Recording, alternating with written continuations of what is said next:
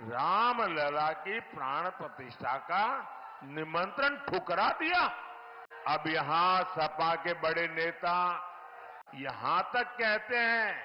दोस्तों नमस्कार, शिखर न्यूज में आपका स्वागत है। जैसा कि आप जानते हैं कि पूरे देश में चुनाव का माहौल है। सभी पार्टियों के नेता अपने अपने स्तर से अपने मतदाताओं को रुझाने में लगे हुए हैं और पार्टियों के जो नेता हैं वो एक दूसरे के ऊपर तंज कस रहे हैं, एक दूसरे के कमियों को गिना रहे हैं मंचों पर। और सभी नेता अपने आप को सत्ता में लाने की कोशिश कर रहे हैं और बड़े बड़े दावे कर रहे हैं कि इस बार हम सत्ता में आ रहे हैं। इसी क्रम में नरेंद्र मोदी जी पहुंचते हैं बाराबंकी और वहां पर वो विशाल जनसभा को संबोधित करते हैं और संबोधित करते हुए विपक्ष पर निशाना साधते हैं। पहले वो सपा पर निशाना साधते हैं, उसके बाद वो कांग्रेस पर निशाना साधते हैं और बाद में वो कहते हैं कि राम मंदिर फिर से खतरे में आ जाएगा। सुप्रीम कोर्ट का फैसला कांग्रेस अगर सरकार में आई तो वापस करा देगी जो राम मंदिर के पक्ष में आया था। ऐसे तमाम आरोप प्रत्यारोप जो है वो कांग्रेस पर लगाते हुए नजर आ रहे हैं। ऐसे ही सभी नेता अपने अपने स्तर पर एक दूसरे की खींचातानी में लगे हुए हैं। आइए हम सुनाते हैं कि मोदी जी ने अपनी जनसभा में सपा और कांग्रेस पर क्या बोला, क्या कहा, क्या कह दिया, जिससे पूरे सपा के खेमे में और कांग्रेस के खेमे में खलबली मची हुई है। और जो मोदी जी के जनसभा में जनता आई हुई है वो मोदी मोदी कर रही है। आइए पूरी बात उन्हीं के शब्दों में वीडियो के माध्यम से देखते हैं और सुनते हैं। जो पहली बार वोट डाल रहे हैं, जो युवा है, उन्हें पता ही नहीं होगा 500 साल के इंतजार के बाद, 500 साल का इंतजार, ये इतिहास की बहुत बड़ी घटना है कि पीढ़ी दर पीढ़ी हमारे पूर्वज संघर्ष करते रहे, बलिदान देते रहे, त्याग की पराकाष्ठा करते रहे। 500 साल के बाद, और वो दिन याद कीजिए, लोग जब हमारे रामलला को टेंट में देखते थे, उनके आंसू नहीं सूखते थे और लोग सरकार को जितनी भद्दी भाषा में गालियां दे सके देते थे। लेकिन आज 500 साल का इंतजार खत्म हुआ कि नहीं हुआ? 500 साल का इंतजार खत्म हुआ कि नहीं हुआ? रामलला भव्य मंदिर में विराजित हुए कि नहीं हुए? किसके कारण? किसके कारण? अरे भाई, मोदी मोदी मत करो, ये तो आपके एक वोट के कारण हुआ है। ये आपके वोट की ताकत है जिसने एक दमदार सरकार बनाई, एक मजबूत सरकार बनाई और आपका 500 साल का इंतजार समाप्त हुआ। आपका वोट 500 साल का इंतजार खत्म कर सकता है।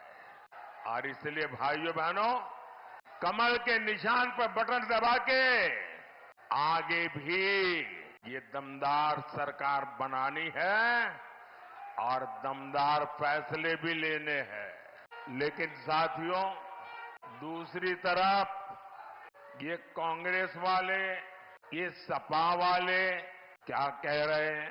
पहले इन्होंने रामलला को टेंट में पहुंचाया, फिर अपनी वोट बैंक को खुश करने के लिए इन्होंने कहा यहां मंदिर की जगह कोई धर्मशाला बना दो, कोई स्कूल बना दो, अस्पताल बना दो। अब जब मंदिर बन गया तो उन्होंने इतना पेट में जहर भरा पड़ा है, इतना जहर पड़ा है, पता नहीं उनकी राम से क्या दुश्मनी है। रामलला की प्राण प्रतिष्ठा का निमंत्रण ठुकरा दिया। अब यहां सपा के बड़े नेता यहां तक कहते हैं, और वो भी रामनवमी के दिन कहते हैं, ये राम मंदिर को बेकार बताते हैं, भद्दी भद्दी बातें करते हैं। और कांग्रेस तो राम मंदिर पर सुप्रीम कोर्ट का फैसला पलटने की तैयारी कर रही है। सपा कांग्रेस वाले, जब मैं ये कहता हूं ना कि भाई कांग्रेस में ही रहने वाले एक नेता ने कहा है कि वे लोग ये कोर्ट का निर्णय पलटना चाहते हैं। कुछ लोगों ने, यार ऐसा तो कैसे हो सकता है, भ्रम में मत रहिए। देश जब आजादी का आंदोलन कर रहा था ना, और देश के टुकड़े करने की बात आती थी, तो देश का हर व्यक्ति का नहीं यार, देश के टुकड़े थोड़े होते हैं, देश के टुकड़े होते हैं। हो गए कि नहीं हो गए? इन्होंने कर दिया कि न कर दिया? ये किसी भी हद तक जा सकते हैं जी। इनका ट्रैक रिकॉर्ड ही ऐसा है। इनके लिए देश वेश कुछ नहीं है भाई। उनके लिए तो उनका परिवार और पावर, यही उनका खेल है। सपा कांग्रेस वाले सरकार में आए तो रामलला को फिर से टेंट में भेजेंगे और मंदिर पर बुलडोजर चलवा देंगे। क्या योगी जी से यही सीखना है क्या? तो देखा आपने, नरेंद्र मोदी जी संबोधित करते हुए कह रहे हैं कि यदि विपक्षी पार्टी सत्ता में आई तो वो फिर से राम लला को टेंट में पहुंचा देगी, और तमाम प्रकार के आरोप लगा रहे हैं। तो इस पर आपकी क्या राय है, आप हमारे कमेंट बॉक्स में ज़रूर बताएं। तो इसी तरह से ताज़ी खबरों को लेकर के हम आपके बीच में आते रहते हैं। इस वीडियो को देख करके आपको कैसा लगा, हमारे वीडियो के नीचे कमेंट बॉक्स में कमेंट करके ज़रूर बताइएगा। तब तक के लिए नमस्कार, जय हिंद, वंदे मातरम।